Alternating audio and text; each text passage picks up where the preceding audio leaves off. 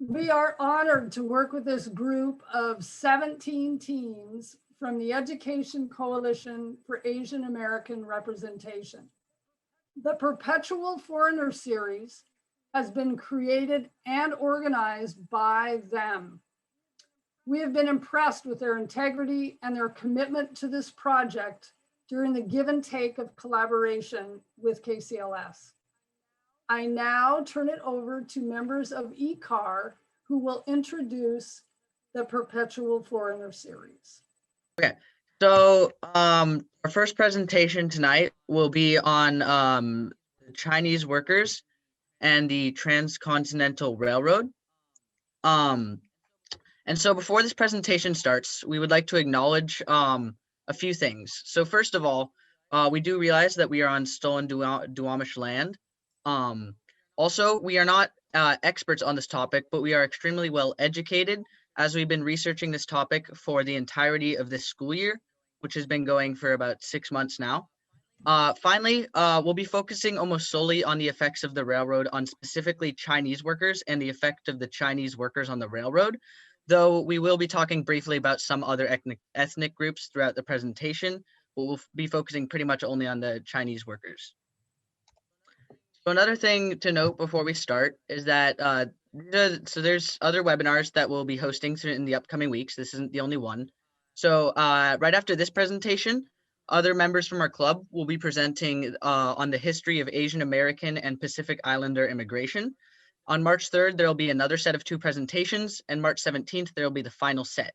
All of these will be hosted from 7 p.m. until 8:30 p.m. Pacific time. And with all of that, I will now begin the presentation. So originally known as the Pacific Railroad, the Transcontinental Railroad connected the eastern seaboard with the Pacific coast. The company that built it was owned by a man named Charles Crocker. And this is an important name to remember because he'll be coming out throughout the presentation. So construction of the railroad finished on May 10th, 1869. It was one of the most important innovations of its time and of all time, actually, because it was crucial in the rapid growth of the US economy, and it opened the West to migration, which allowed people to move and transport items much easier and more efficiently. This also meant that items could get to ports much quicker, so it actually helped global trade as well. Up to 20,000 Chinese workers were involved in the building of this railroad. And now we're going to have our first poll. So how much did the Chinese laborers make each month in today's value? $600, $100, $400, or $200?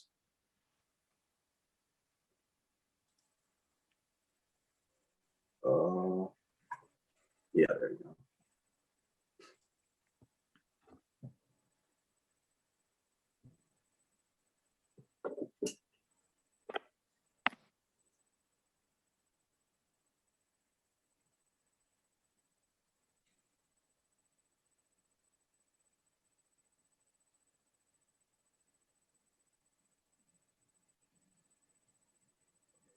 Okay, so it looks like most of the people said $100, and that's actually not correct. And they actually made around $400 per month, which was more than what people thought it was, but it's still not a lot. And about the laborers, so the Chinese laborers were necessary for construction, and they only made about $4,800 per year while working 6-day weeks. And they weren't accepted for many jobs, so they needed anything they could get. And because of this, 90% of the workers were Chinese, since it was cheap labor. While the railroad originally planned to have German and Irish workers, they refused because they didn't want to work in the harsh conditions. And so the Chinese laborers joined the workforce, and they had to live in tents and were paid very little. And they also had to pay for food and housing, unlike the white workers. And even then, they only got half to 2/3 of what the white workers got. So $400 per month or $4,800 per year, which is $1.50 per hour in today's values. All right, so even with these terrible wages, they were working in extremely tough working conditions. Workers, for example, had to blast and cut through the Sierra Mountains, which were made of solid granite in many spots. And so the issue with this is that the explosives were not very effective, so they were endangering their lives to get very little work done. Also, in high altitudes with taxing work, it was hard to breathe due to thin oxygen and the explosives making the oxygen even thinner. Workers also had to do things such as build trestles across canyons, which are essentially bridges. And to do this, they would have to hang off of the pieces of the bridge that were already built. And in many spots, this was actually like hundreds of meters off of the ground. And if they fell, they would obviously die. And so this was extremely risky work. They also often had to dump large quantities of dirt and rubble to fill in holes. And because of how much they had to carry at once, this could create back issues or other issues with their health. They had to also, in some cases, use woven straw baskets to hang over cliffs and chip holes for dynamite, which was extremely risky because if they weren't pulled up quick enough, the dynamite could explode while they were still within reach of the explosion radius. Also, there were, depending on the season, there could be rock avalanches, snow avalanches, and cold weather that could cause hypothermia. And along with all of this, racism just kept getting worse and worse. At one point, their boss, Charles Crocker, even stated that Chinese workers were so much alike personally that no human being could tell them apart, which just really shows how he kind of saw them all as one people. He didn't see them as individuals with their own unique life and personalities. So he really just, he saw them as inferior to white people, which was sadly what a lot of people thought at the time. Additionally, Leland Stanford, who was the president of the railroad, opposed Chinese immigration and was also elected governor on the program that opposed Chinese immigration. And most of the deaths while working on the railroad were Chinese workers, and they still got little to no celebration for their efforts, even during celebrations, or no recognition, I mean. All right, so their first challenge was Boomer Ranch. This part of construction began in 1864. So essentially what it consisted of is workers were blasting through steep, tightly packed terrain, and they dug when they could, but otherwise they had to use dynamite. The area was 800 feet long, 63 feet wide, and as shown in the image at the bottom left, it was an extremely tall area as well, though it wasn't determined exactly how tall it was at the time. But keep in mind, to be this tall, they had to dig from above. And so essentially what they were doing is while digging down, they were creating a hole with walls on the side of them. And they would stand in these to continue digging. This meant that there was no airflow when the dirt and rubble got in the air after digging it up. And so the issue with this is that workers could damage their lungs if this dirt or rubble or clay got in the air, because they could start to breathe it in, which could cause lung damage. And now we'll have our second poll. So how long did it take the workers to dig through the Sierra Nevada mountains? 2 years, 1 month, 7 years, or 1 year?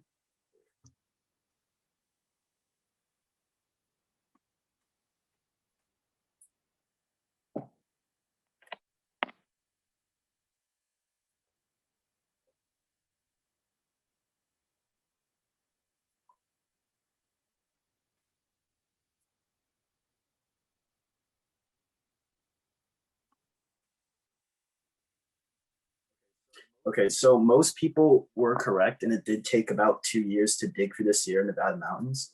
And the majority of this was focused on one of the tunnels, the Summit Tunnel. So the Chinese workers had to dig 16 tunnels through the Sierra Nevada mountains, and they worked at high elevations and dug a total of 1,894 meters, which is about 1.2 miles. And the hardest tunnel to dig, as I said before, is the Summit Tunnel, which is their 6th tunnel. And the Summit Tunnel took 2 years to dig and required explosives to cut through 517 meters of solid granite while under harsh working conditions. And additionally, they were doing this only 38 meters below the top of the mountain, so oxygen was very thin. And explosives weren't doing much, so chemists had to come up and mix nitroglycerin, which is a type of explosive. And this explosive was very unstable and had a high chance of accidental explosions.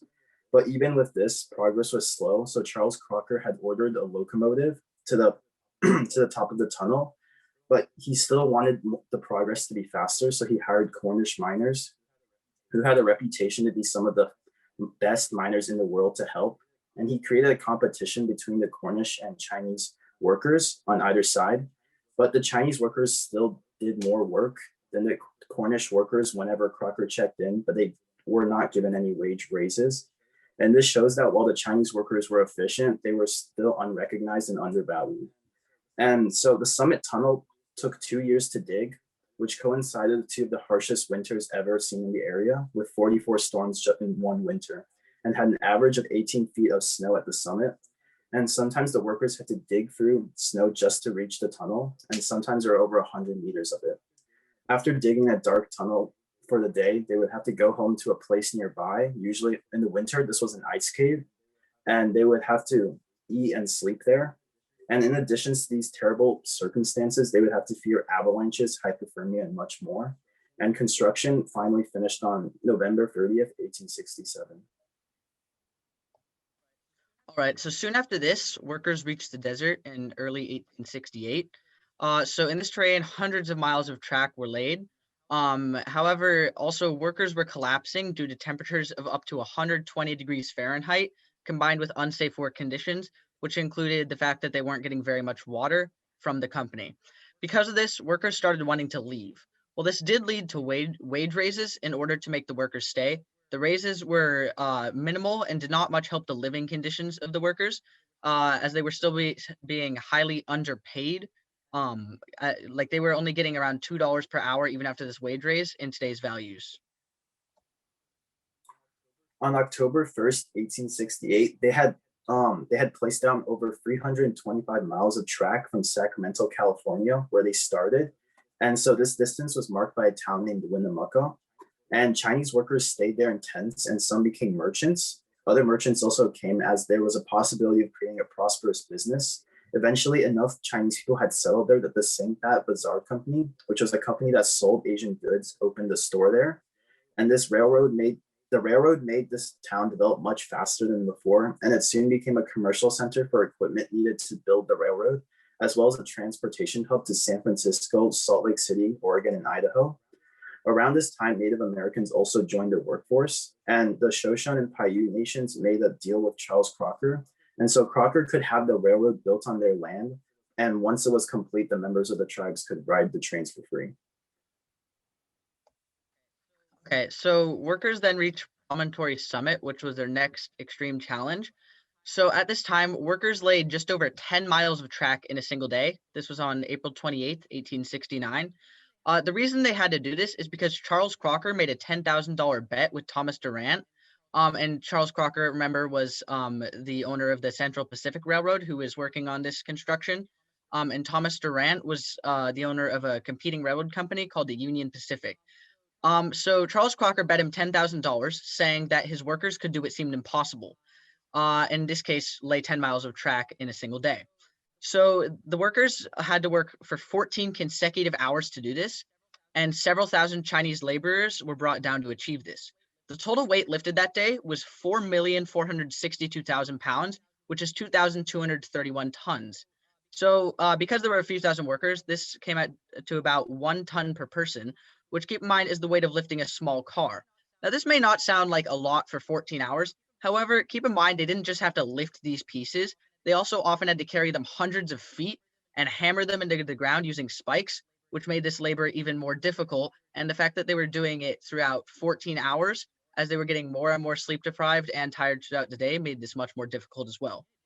In addition, the track needed to be curved in many instances, so the workers had to bend each of the rails to create the curves. To bend them, the workers would have to place each rail on top of 2 blocks of some heavy material like brick or concrete, and then they'd have to hammer them into a curve shape by just repeatedly hitting them, which was extremely tiring and time-consuming.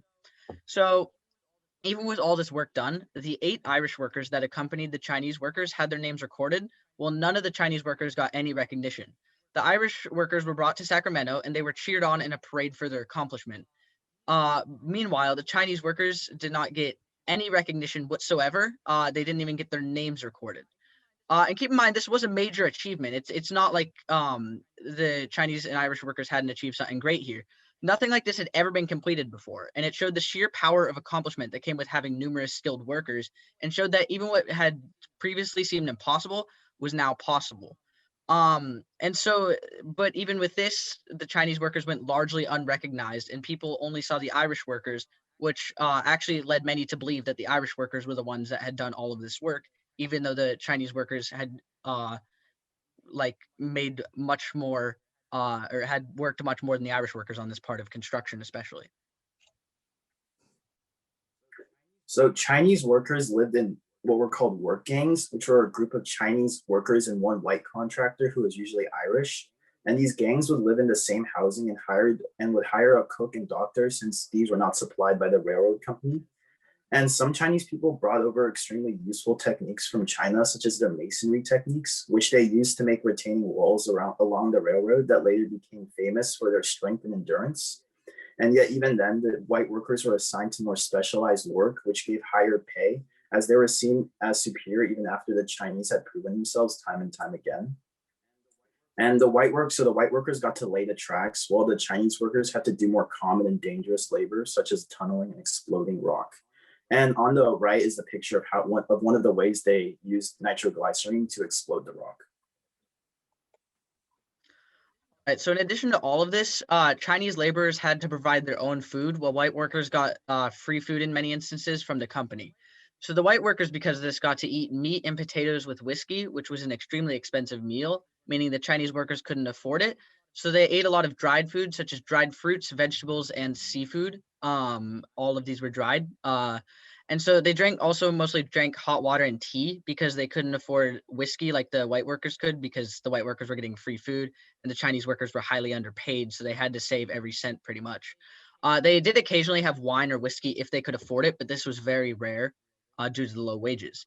So this difference in diet actually led to less Chinese people contracting disease, while higher percentage of the white people got diseases, which was due to two main causes. So first of all, the white workers were having like meat, like steak, almost every night. And so if this was raw or undercooked, it could lead to disease from food poisoning or other causes. Also, the Chinese people were using boiled water in their drinks since they were having tea or boiled water. And this helped reduce the amount of germs they had, because hot water damages structural components in the germs, which pretty much means the germs can't survive in high heat.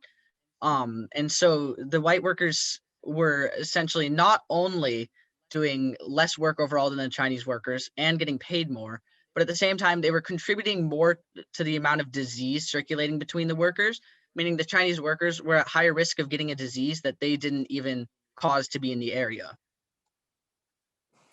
Abuse and attempts to escape. So Chinese workers were paid much lower wages and longer hours than they initially agreed to. And so workers tried to leave to work in nearby mines, but their overseers abused them to stop this. And they went on a strike on June 25th, 1867, but their supplies were then cut off and they were forced to stop. Okay, so what this whole presentation pretty much boils down to is the fact that the Chinese workers were treated extremely unequal to the white workers. So first of all, they had harder work, as we said before, like much more difficult and dangerous labor. They also got none of the extra benefits, where the white workers were often getting free food and even housing. The Chinese workers would usually have to live in tents and got nothing for free. Also, the white workers were paid nearly double what the Chinese workers were being paid, and they got even if the Chinese workers could afford housing, they only got it if there was housing available after the white workers had all bought their own housing. Also, there was racism going on at this time that, like, to the point where the original plan wasn't even to hire Chinese workers, because Charles Crocker, who owned the company, believed that the Chinese workers were incapable of doing this kind of work due to the racism spreading around the world at the time. So the original plan was actually to have German and Irish workers and pay them with land, but they didn't want to work in the rough conditions, so the Chinese labor was used instead, with the Chinese being paid much less due to the fact that they didn't really need incentive to have them stay working at that job. And so Charles Crocker didn't have to pay them as much, because the Chinese workers kind of had to take any job they could get, because due to racism, the amount of jobs that were being given to non-white workers was extremely low. And so essentially they weren't even wanted, pretty much, like, because of racism. Just they were treated unequal, and they were only there because Crocker had no other options. And now we'll have our final poll. So what percentage of the workforce were Chinese laborers? 50%, 10%, 75%, or 90%?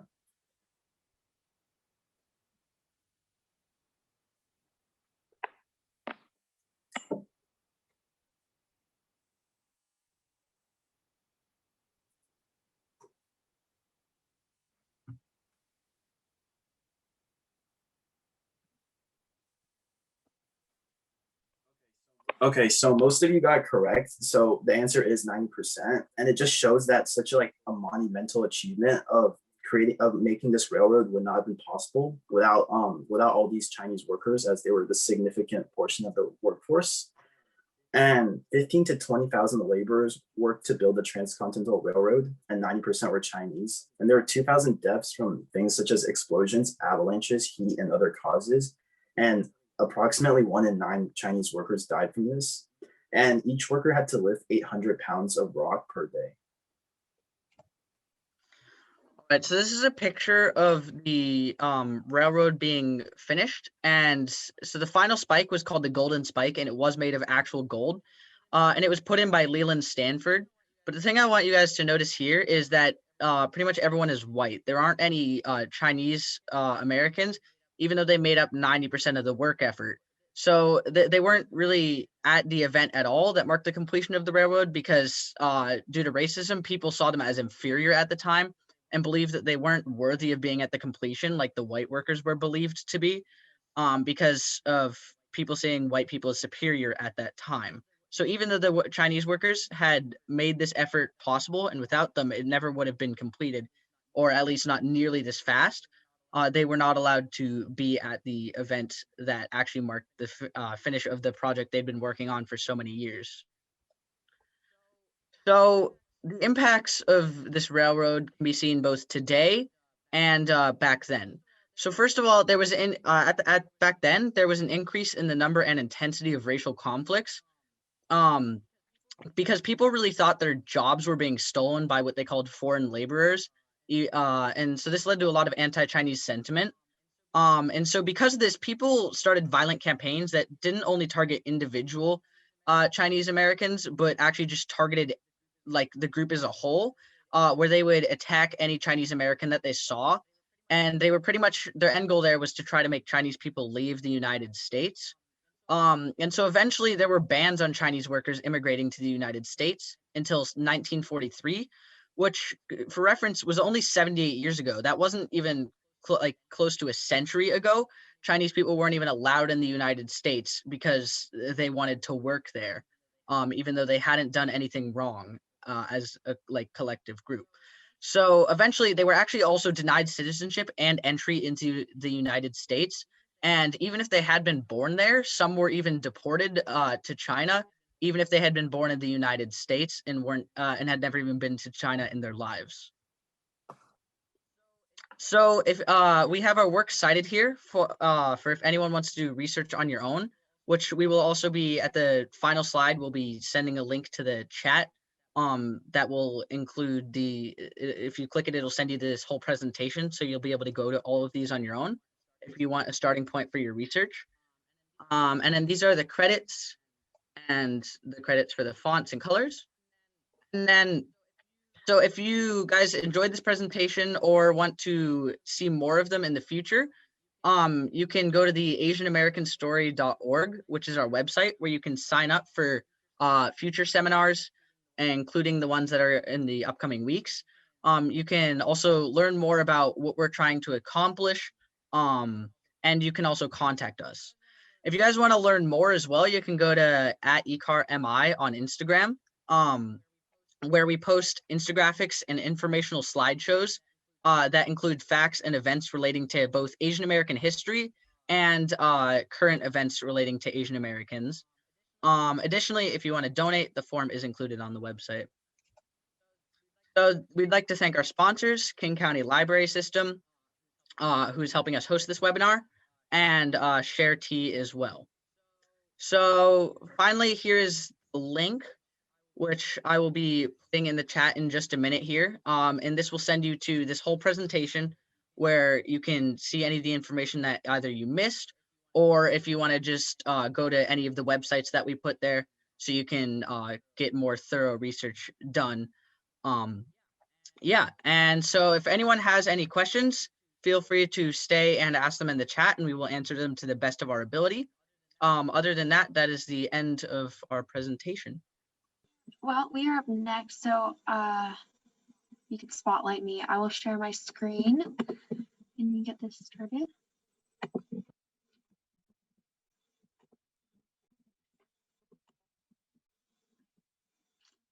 Not doing that. Okay. So this our presentation is on the history of AAPI immigration. AAPI stands for Asian American and Pacific Islander. And first, we do want to do a bit of a land acknowledgement. This is a map of the like Western Washington, Northwestern Washington area. If you're in Seattle area, you're likely on Duwamish land, but if you are outside of this little bubble here, you could be on any of these lands that are former Native American. So it is important to acknowledge that we are on stolen land. Also in this presentation, we will be addressing Chinese, Japanese, mostly with the acts and that we are going to be talking about, but we also address Cambodian people, Laotians, and Vietnamese people as well. And oh yeah, we have a video. It does not play on here, so I'm gonna have to do a new share.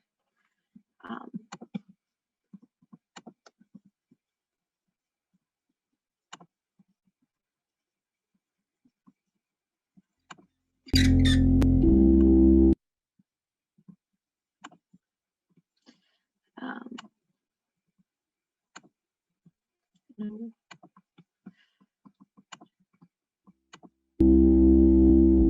My dad immigrated from Taiwan. Mom immigrated from the Philippines. Both of my parents are from Hungary, Durango, Mexico. Philippines, Trinidad and Tobago. My mom immigrated to the United States in the late 70s from Pakistan. My dad came by himself to the US. His entire family to this day still lives in Denmark. My dad grew up in communist Hungary and he came to America for a better life. My parents' American dream was that their daughters would grow up to be amazing people. They really looked out for our generation, these first gens, because we have it so easy. I remember coming home and my parents would be working until like 3 a.m. Trying to figure out how they can afford putting us to private school and giving us the best education, live a good life, a long and prosperous life is what my parents would say. So. I might define the American dream slightly differently than some other people. To me, the American dream is the rights to life, liberty, and property. The American dream, I think, is just all about opportunity. I think it's the chance. The American dream is definitely something that's in your control and something that's totally out of your control. So it's all about just circumstance and hard work and determination. And I think the ability to do what you want is really a huge part of the American dream. And so in that sense, I think I am living the American dream right now. For me, I feel like I'll achieve the American dream once I can take care of my parents, once I can buy them an expensive home. My mom doesn't even drive, but she wants a Lexus. And once I can get her that, I feel like I've done my job. The American dream doesn't just stop with them. I think that I'm continuing it for them, and then when I have kids, that will still continue, because you won't forget the original story. You won't forget like where they came from.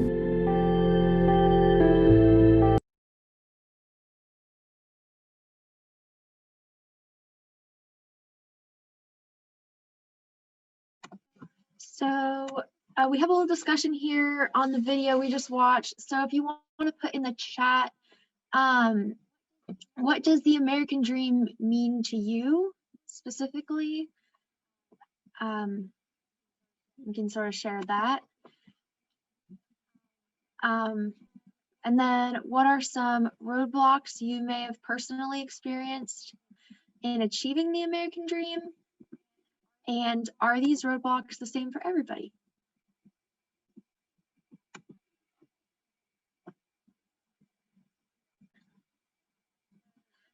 Someone said, opportunities for my children to be whatever they want to be.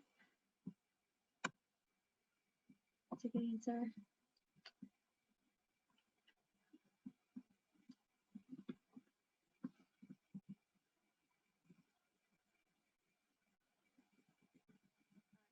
All right, well, thank you for thinking about that.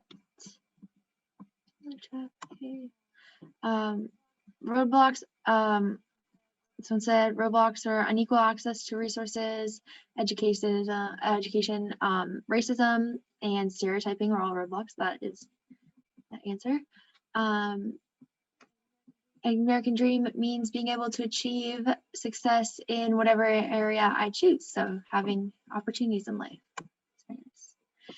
Yes, and roadblocks can be similar for many groups. Access to opportunities. So yes, these are all great answers. Thank you guys for sharing. Move on. So this presentation is going to focus mainly on roadblocks for Asian Americans and Pacific Islanders. A lot of times immigration to the United States is associated with attempting to achieve the American dream. And so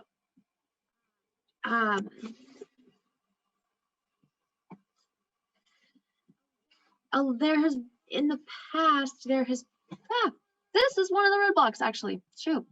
So in the past, there's a Supreme Court case, Unria Yip, which is established that Chinese people cannot be naturalized citizens in the United States, and Chinese people are not white and within the eyes of the law. And this was back in the 1800s when legally your race did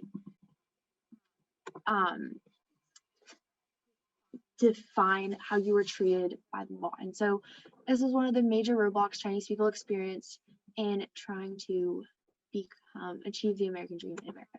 Another one was People versus Hall, which is a Supreme Court ruling stating that Chinese people are not allowed to testify in court, and was created from the belief that Chinese people were intellectually inferior. This put a lot of people in prison who probably did not deserve to be there. And the major one that we're going to talk about, all these acts led up to the Chinese Exclusion Act, and the Chinese Exclusion Act aimed to completely end all Chinese immigration to the United States and suspended Chinese immigration for 10 years at the time. It was created because there was a sudden influx of Chinese people in the 1870s because there was a massive plague, or not plague, what am I saying? There was a massive famine in China that killed 9 to 13 million people, an estimated 9 to 13 million people. It was the Northern Chinese famine, and it took place between 1876 to 1879. And so in order to escape mass famine and death, a lot of people are dying. To escape that, a lot of Chinese people immigrated to the United States. But there was a lot of xenophobia that developed around Chinese people at this time. A lot of kind of what we hear today about immigrants, where it's like they're stealing our jobs and they're they're bad for the economy, and so people wanted them out. Basically, they wanted them out, and so this was what they came up with.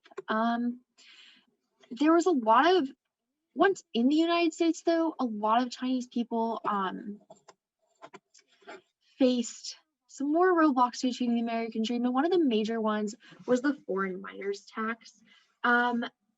So the foreign miners tax, in 1870, Chinese people paid $5 million in foreign miners tax, which is around $99 million in today's money. To mine in the United States as a Chinese person, you had to pay $20 a month, which is equivalent to around $630 per month, just to mine in the United States. So that's already taking a huge chunk out of your earnings, and most miners at the time were not earning that much money. So that was another thing. So moving on to Japanese people, Chinese people are not the only ones excluded. Oh my God. The Gary Act extended the Chinese Exclusion Act. It did not involve Japanese people. I'm so sorry. So the Gary Act extended the Chinese Exclusion Act for another 10 years, and it required Chinese people already in the United States to carry special documentation. It was challenged in the Supreme Court case, Fong Yuting versus the United States in 1893, but ultimately it was upheld. And in 1902, the act was made permanent. The Gary Act is an inspiration for a lot of upcoming laws. So it had a huge impact on immigration law in the United States in the coming century. The Magnuson Act was finally written in 1943, and it repealed the Chinese Exclusion Act. It was signed into law by Franklin Roosevelt, and the main driver behind the Magnuson Act was actually World War II. America was trying to gain allyship with Chinese people against the Japanese Empire, and it did not exactly look too great in the Chinese press to have America being like, we're trying to help you, but we don't want you in our country. And it was used against America by Chinese people for a reason why China should not ally with the United States or work with them in any way. So it was partially a political move that this was removed, but it did allow Chinese people to immigrate to the United States. Not that Chinese people weren't able to get into the United States in the time that the ECAAR Act and Chinese Exclusion Act were in place. Some people did travel to Canada or Mexico and then walk across the border, but that was really uncommon. It did greatly decrease, all these acts greatly decreased Chinese immigration to the United States. So the Gentleman's Agreement is the one that involves Japanese people. The Gentleman's Agreement was an agreement between the United States and Japan enacted in 1908. And it was an agreement that the Japan would not give Japanese people passports if they were trying to enter America, and Japanese people would be turned away at America. They would not be allowed in. America was allowed to deny Japanese passports. Chinese Exclusion Act was a precedent for its legality. A Chinese Exclusion Act was the first major immigration act, like one of the harshest immigration acts ever up until this point. And this kind of, it was like precedent that it was legal to completely exclude an entire ethnic group. And there's Max Apollo. So you may be wondering, why did we all of a sudden decide to like completely not allow Japanese people to enter the country? So there was a lot of tensions. Most Asian people who immigrate to the United States immigrated to the West Coast because they could just, use a boat and go across the Pacific Ocean. And a lot of Asian people ended up settling in California. And so in 1894, there was a lot of tensions between Japanese people and white Californians. In 1905, there was actually something called the Japanese Korean Exclusion League that is exactly what it sounded, aimed to completely exclude Japanese and Korean people from the United States. San Francisco schools eventually segregated Asian people and put them in like separate schools, similar to what we saw during Jim Crow. And that lasted for around a year. Yeah.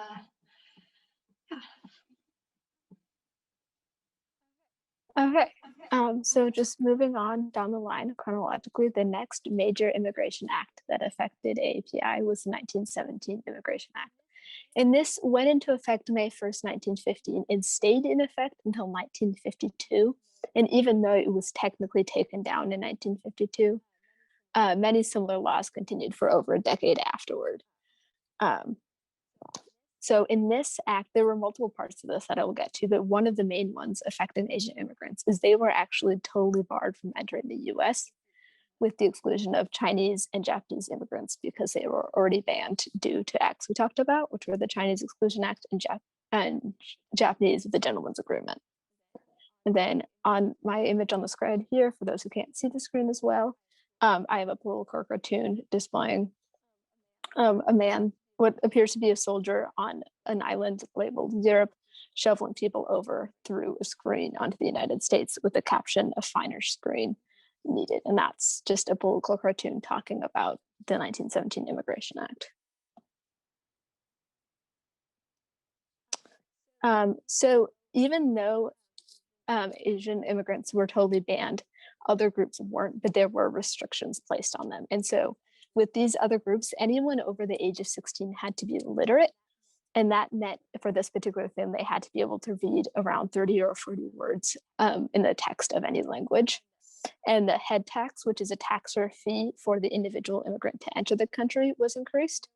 And there were more restrictions and more just descriptions for those people who were deemed undesirable and could therefore not enter the country. This, as you might imagine, drastically decreased immigration, and laws in general were enforced much more tightly. This came from a lot of just general xenophobia, and it was a way to indirectly restrict immigrants from coming into the United States without totally banning them like they did with Asian groups at the time. So a quick quiz I have, make sure everyone's paying attention. This is going to work the same as the other groups. So poll's going to come down on your screen, then you will choose the options. And then the questions for these are, what was defined as literacy in a language for the 1917 test? A, could recite the alphabet. B, read a passage from a book. C, know 30 to 40 words. Or D, honor system. And then I do not have access to the answers. So Sally, if you could read those out once they come in. I'll give everybody a little bit to answer them.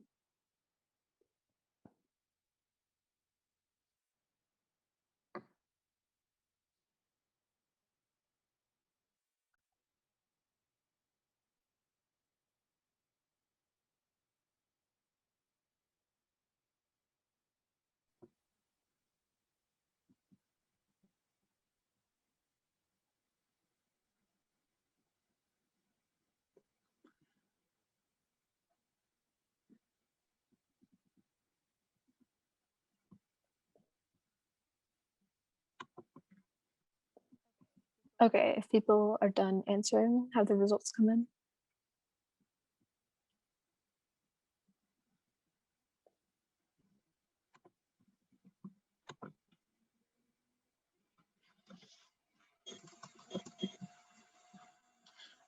About 80% of people have voted, so. Okay, cool. It looks like there's a bit of technical issues with seeing the screen, so I'll just read out the question and the possible answers again, just for people who can't see as well. The question is, what was defined as literacy in a test, or sorry, literacy in a language for this test? And the options are A, could recite the alphabet. B, read a passage from a book. C, know 30 to 40 words. Or D, honor system.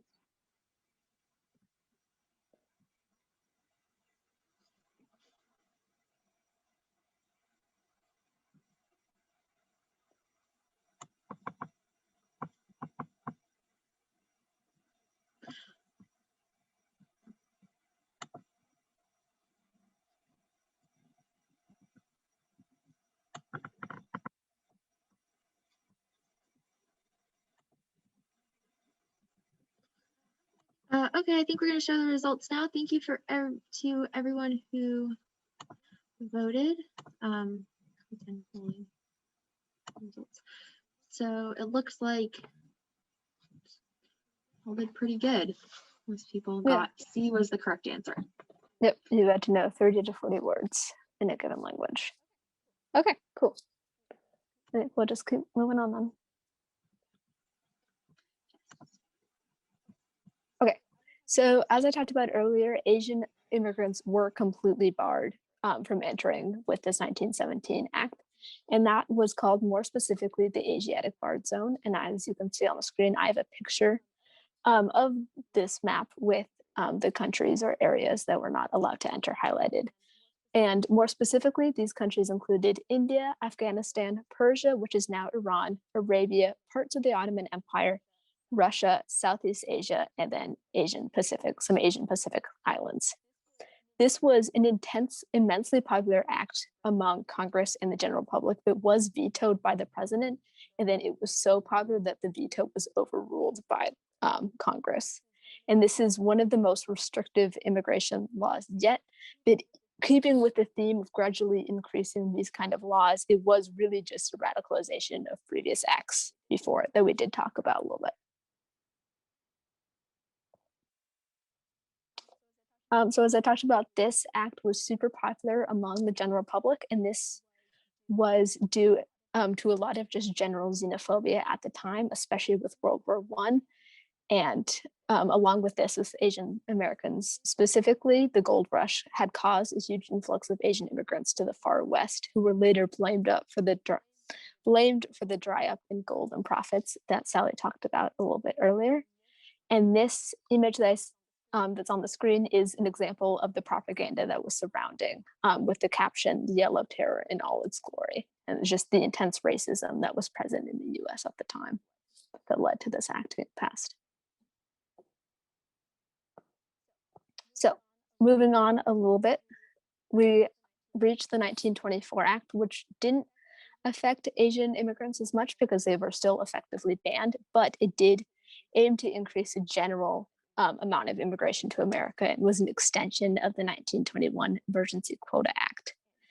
And so the quota for non-Asian countries was significantly reduced, and which mostly affected East and Southern Europeans. The only affected country in the API was Japan, which they outright banned, which did violate the Gentleman's Agreement that we talked about. It also started what is called the National Origins Formula, which was a series of laws and acts passed to try and keep like America, which I will talk about a little bit later, and kind of just reduce immigration in general. So as I talked about, I did say the phrase "America must remain America," which was a super common phrase at this time, and especially surrounding immigration, and it was inspired mostly by eugenics. For those who don't know, eugenics is the practice or advocacy of improving the human species by selectively mating people with specific desirable hereditary traits. It aims to reduce human suffering by breeding out disabilities and so-called undesirable characteristics from the human population.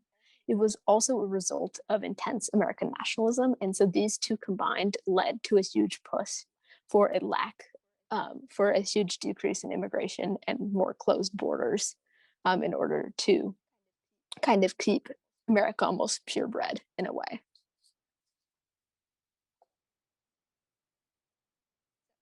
So this 1924 Act remained in effect for a long time, and then the 1952 Act came around, and this is also called the McCarran-Walter Act due to its sponsors, and it upheld the quota system from 1924, but did get rid of the Asiatic barred zone that I talked about earlier. And so Japan and China are now no longer banned, but did have very small quotas. And an interesting note about these quotas is they're now based on race and not nationality, which is an interesting difference. And then people from the Asiatic barred zone were now capped at 2,000 people annually. This did remain in effect until 1965, until it was repealed. The 1952 Act was also super controversial, just due to the general amount of discourse about immigration happening at this time. And there were two sides to this debate. One linked immigration with foreign policy and another with national security.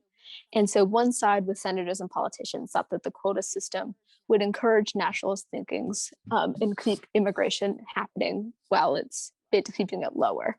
And the other side that immigration at all posed a threat.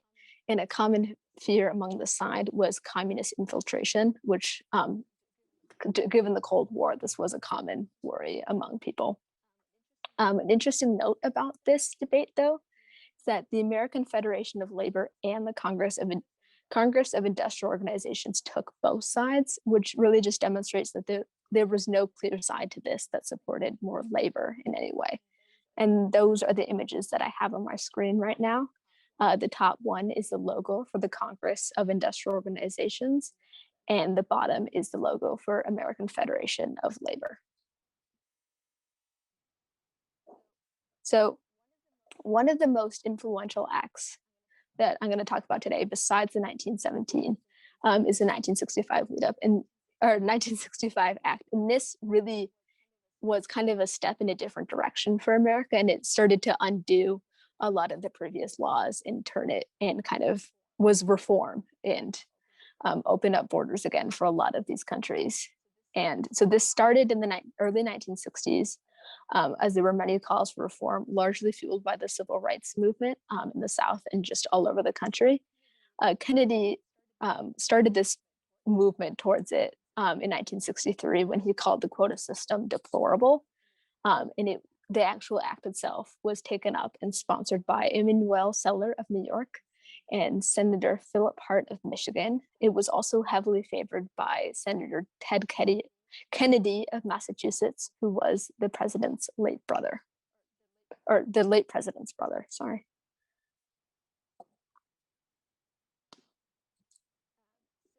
So the actual law itself became known also as the Hart-Keller Act due to its sponsors that I mentioned earlier, and it was officially signed into law by President Lyndon B. Johnson, which is pictured on the image on the screen. That is the President Lyndon B. Johnson signing that act into law. And this got rid of the quota system essentially and placed emphasis in terms of immigration on uniting families and bringing in skilled laborers to the United States. And so, as one might imagine, this significantly changed the demographic of the United States as more non-European people were allowed into the United States due to these lifted restrictions and lifted quotas. And so a quick little check-in via the poll that we've been using earlier. The question is, what previous law or act did the 1952 Immigration Act take away? These options are A, the Geary Act, B, the Asiatic Barred Zone, C, the Chinese Exclusion Act, or D, none of the above. And I will give people some time to answer.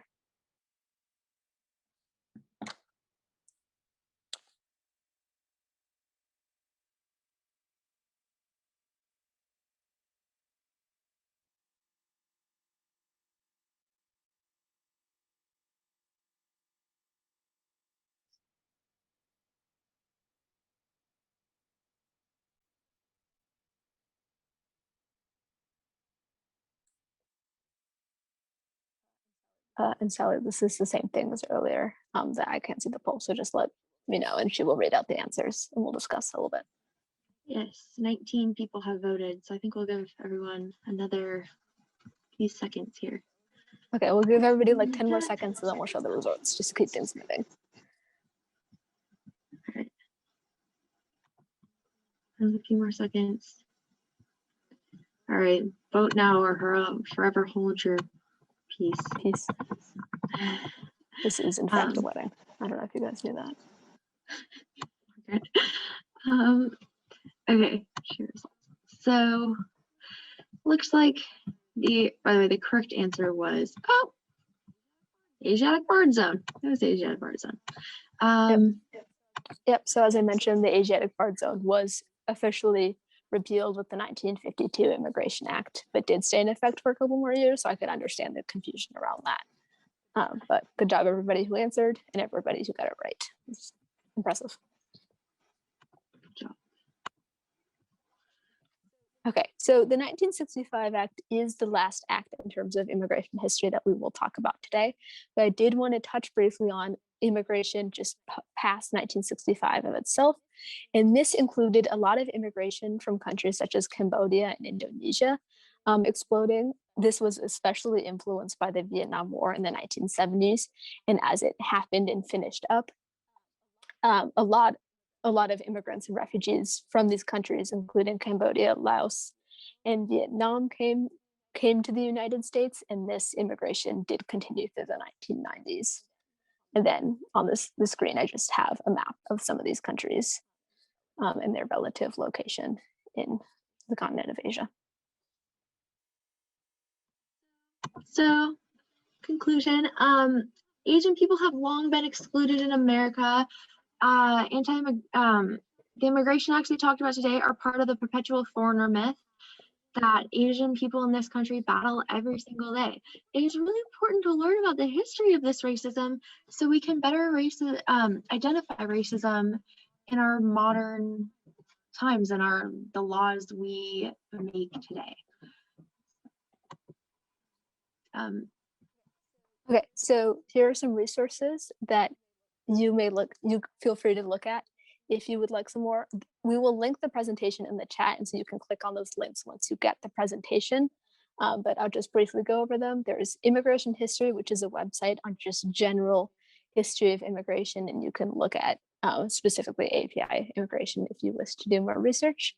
And then there is Berkeley EDU has an excellent digital archive of Chinese immigration to the United States specifically. And then PBS has an Asian Americans documentary about Asian Americans and their experiences in the United States. Then here are just some of the links we use in our bibliography. Feel free to look at that as well if you'd like. And then thank you. If you are interested in more, our next seminar is on Wednesday, March 3rd at 7 p.m. And we will be going over the Vietnam War and Supreme Court cases. As the previous seminar mentioned, you can learn more about us specifically at www.asianamericanstory.org. And then again, thank you to KCLS and ShareT. We will now take questions both in the Q&A and the chat if people have any.